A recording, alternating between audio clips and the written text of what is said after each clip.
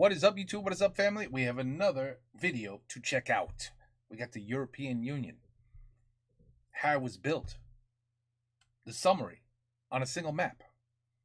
I was horrible in history. But listen, it's not that I didn't care about history. It's my teacher was such a terrible teacher. I still remember the guy. I can't remember his name. He had a beard. It was so boring. I would just go there to sleep. I was like, oh, time to go to sleep. Pass right out, right on the chair, right on the table. Just head in arms, basically, the whole class. He was that boring. So I wonder if I learned anything anyway. Well, let's see. You got, let me hit play. Story. Okay, there you go. What do you got here? So you got I think I live here. I live right around here. See this little dot here? I live right around here. Right around there. That's more or less where I live. So you got North America, you got South America, you got Africa, you got Europe, you got Asia, you got Australia, you got Antarctica. Holy crap, I might have learned something while I was sleeping. What you got now? You got oh boy, I'll mess my oceans up all the time. So you got the Arctic Ocean, you got the Indian Ocean, you got the Pacific Ocean, and the Atlantic Ocean. Did I get my oceans right too? I don't know. Anyway, let's go. Let's check it out. The story begins at the end of World War II, as the European continent lies devastated, leaving the United States and the USSR as the two major world powers. Their growing rivalry marks the beginning of the Cold War. While the Soviets control Eastern Europe, the West looks to the US for reconstruction aid. While the old continent is found divided by the Iron Curtain, in the West, the idea of European unity begins to take hold. On the 9th of May 1950, France, via its Foreign Minister Robert Schuman, proposes a Franco-German reconciliation and placing under a common high authority the production of coal and steel, the main wealth of industrialized countries, which is also needed for the manufacture of weapons. The aim is to boost the economy and maintain peace, with the project left open to countries. Yes, let's maintain peace by selling arms. Makes sense to me. Wishing to join. The following year in Paris, 6 countries sign a treaty establishing the European Coal and Steel Community. As Germany is divided by the Iron Curtain, only West Germany becomes part of it. I remember that, and then finally East Germany fell after a while. I remember, my Rammstein videos taught me that. To accelerate the development of Europe, the 6 founding countries meet on the 25th of March 1957 in Rome to sign 2 new treaties. The first treaty creates the European Economic Community, whose main objective is to establish a common market, including allowing the free movement of workers and eliminating tariffs between member states.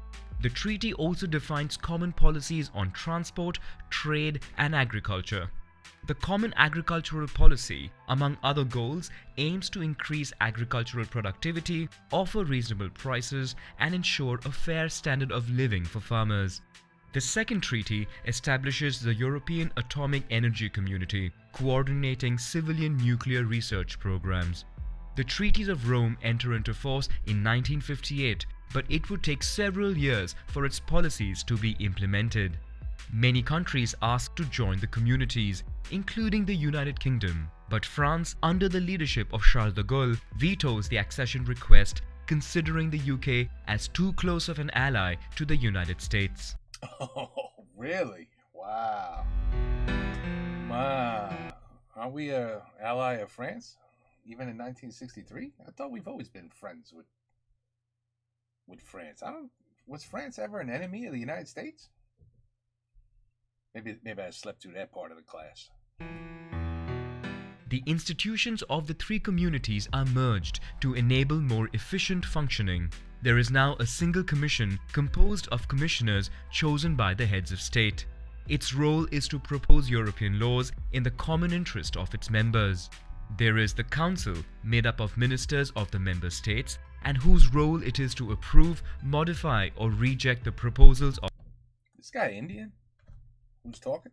Is Sounds like you're from India. The states, and whose role it is to approve, modify, or reject the proposals of the Commission. There is the Parliament, representing the people of Europe, and which also gives its opinion on Commission proposals. Its power would increase over forthcoming treaties. Finally, there is a Court of Justice that rules over the legality of decisions taken. In 1967, the United Kingdom renews its request for membership, which France opposes a second time. Damn. With the removal of tariffs for industrial and agricultural products and the free movement of workers, the economic situation improves rapidly, prompting a new wave of membership applications. This time, negotiations go well, but in Norway, the population opposes the country's accession in a referendum.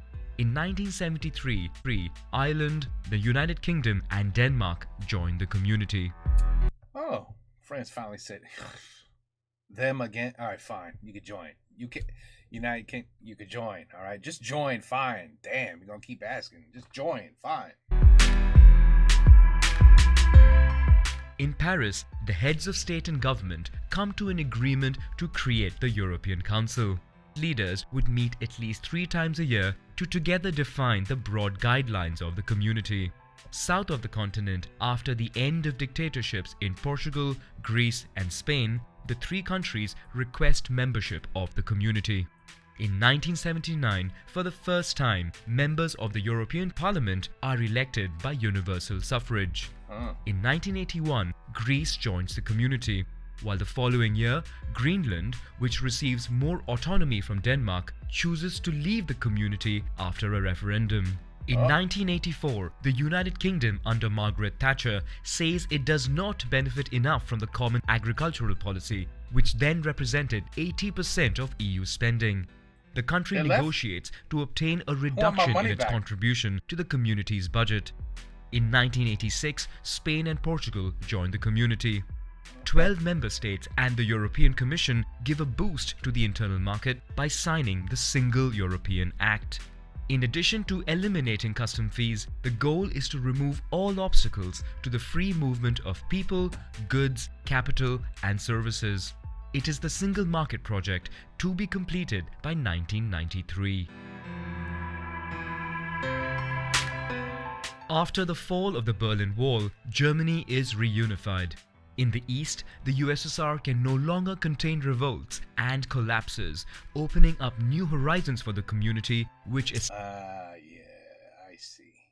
I see now. I'm starting to get an idea now. Revolt. Why Russia's a little pissed off. And collapses, Yeah, we've seen videos like that. Now they want it back. Oh boy! So if they want Ukraine back, what's gonna happen with the other 1, 2, 3, 4, 5? Poland was still there, right? The east, the USSR can no longer contain revolts and collapses, opening up. Okay, yeah. So Poland's still good.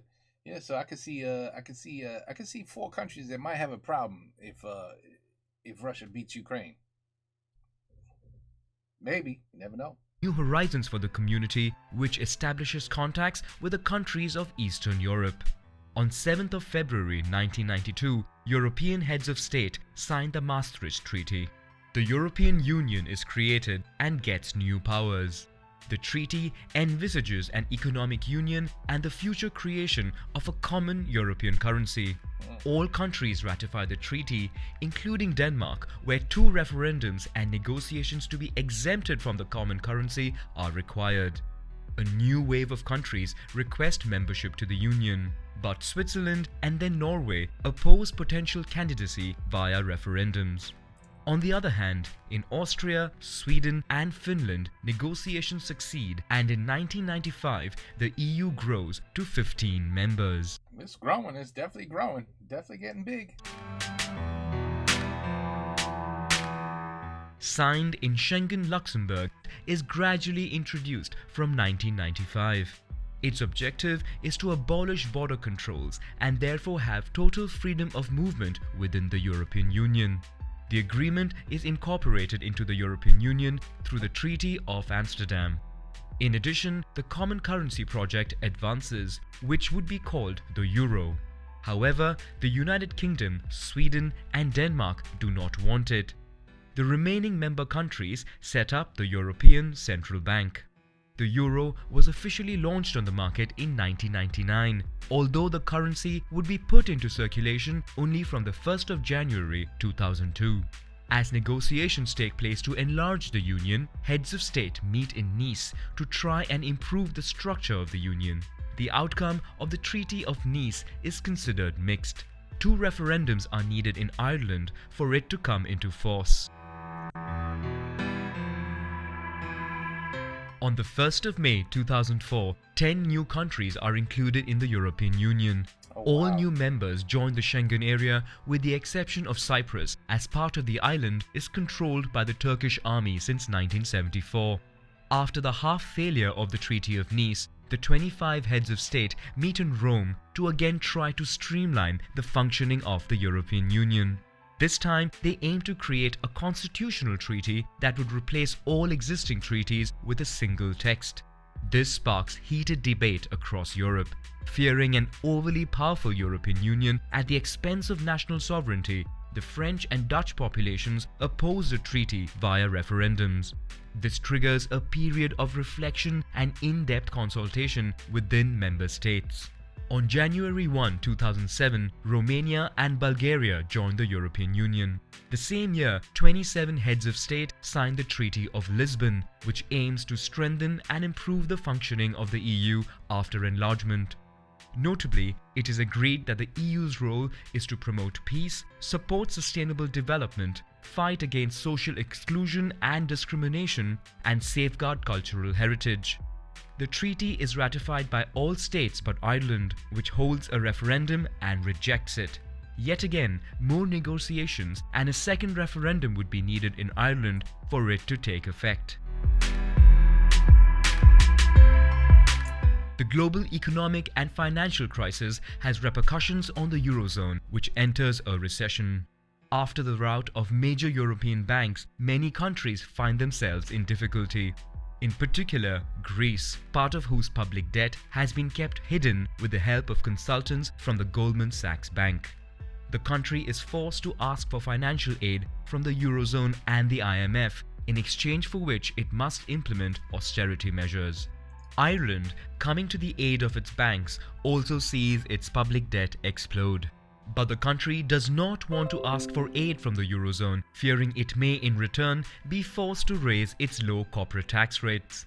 The country finally receives aid all the same, in exchange for which it must adopt a strict plan. Subsequently, Portugal, Greece a second time, Spain, and then Cyprus obtains financial aid from the Eurozone, while almost everywhere on the continent, austerity plans are put into place. Yeah, I know. I heard about some of these problems. The euro's doing great now, no? Today, euro's doing just fine. I think it's even stronger than the dollar. I have to check, but I know it was at some point. It might still be. 2013, Croatia joins the European Union. At the borders of the continent, the so-called Arab Spring creates instability in many countries. The civil war in Syria, a second civil war in Libya and in Iraq, and other events such as the war in Afghanistan and violence in the Horn of Africa push many people to migrate to Europe. Despite the construction of walls at the Turkish border, in 2015, over 1 million migrants enter the Schengen area. Europe tries to slow the flow of migration. Security patrols are reinforced on the Mediterranean Sea, while certain countries temporarily reintroduce controls at their borders. In addition, the European Union signs agreements with Turkey and then with Libya, where the political situation is very unstable, so that they control and block the so-called illegal migration routes in exchange for financial aid. Of course, always money. Money talks. Everything else walks. Migrant processing centers are funded, mainly in Italy and Greece, where migrants find themselves awaiting regularization in overcrowded conditions. The migration crisis divides European countries and fuels the rise of nationalist and Eurosceptic parties. Yep. In June 2016, the United Kingdom, through a referendum, votes in favor of leaving the European Union. They were like, please let us join. No. Please let us join. We said no. Can we please join? Oh my God, you guys again? Fine, you could join. We want to get out now. We don't want your euro. We disagree with this, we disagree with that, and now we just want to get the hell out. What? All right, don't ask again. Don't ever ask again to come back. Please get out and don't ask to come back. I bet you. I'll bet you that was the feeling. The country then enters long and difficult negotiations with the European Union to define the conditions of their withdrawal. Wow. After numerous failures, an agreement for Brexit is finally reached. For Brexit? And the United Kingdom, does that mean Britain's exit? Exits the EU on January 31, 2020. While Brexit. the UK no longer has any decision-making power in the bloc, it continues to contribute to the European budget and receive funding at least until the end of the year. By this deadline, it is meant to negotiate future agreements with the EU, in particular concerning customs duties, free movement, the status of Europeans living in the United Kingdom and vice versa, and the status of the border that separates Ireland from Northern Ireland. Current situation. We want to join again. France, can you let us come back? After the departure of the United Kingdom, the European Union has 27 member states with a population of about 450 million. Nice. Negotiations are underway for the accession of new countries, mostly in the Balkans. Negotiations for Turkey's accession, which started in 2005, are stalled. 19 countries are members of the Eurozone, while 6 other countries have adopted the Euro without being a member of the Eurozone or the EU. How's that possible? Finally, the Schengen area now comprises 26 states, including 4 non-members of the European Union, with Cyprus, Croatia, Bulgaria and Romania expected to integrate soon. All right. And Russia should join real soon. Don't worry. In a couple of weeks, they're going to want to join too. I doubt it. I highly doubt it. Okay, that was interesting. It's funny though. I mean, as long as we could ever remember, money is the only really thing that seems to matter in this freaking world, huh? It's always about the money. At the end of the day, it's about the money. But yeah, okay, the European Union, it certainly did grow to a massive size. That is for sure. That's funny, man. The France Britain thing. That was good. That was good. That was funny. That was like almost like a kid's game. Like, all right, I got what I wanted. I don't really want it now. Dang. I just wanted to prove I could join. That's all. Now that I've joined, I want to get the hell out. Who knows? Yeah, they don't they use euro though? Does England have their own money, or they still use euro today? Still today, or no? We back at the pound? I don't know. No idea. Okay, no, interesting video. I got to cut out like 19 commercials, freaking phones ringing. I promise you, if I leave them in here, you'll be like, oh, damn, he said what? That guy really does get angry. Yeah, so I'm going to cut him out. I know some of you love it. You seem to get a good laugh out of me freaking out. But yeah, I'm sure a lot of you are like, oh, that's very offensive what he said. So I'm going to have to cut it out. But anyway, okay, the European Union summary on a single map. This is very good. Very informative and simple, not overcomplicated. Very good video. Very well done. Okay, take care. Peace out. Have a good night. England, you going to join again? No. Okay. All right. Just checking. Peace out.